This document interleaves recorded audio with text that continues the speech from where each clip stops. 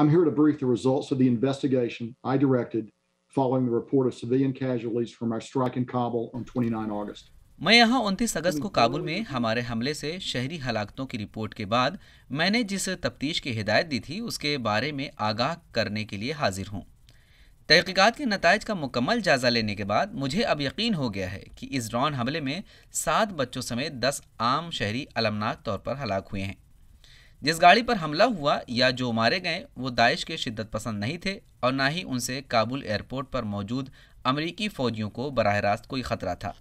میں جان بحق ہونے والوں کے اہل خانہ اور دوستوں سے گہری تعزیت پیش کرتا ہوں۔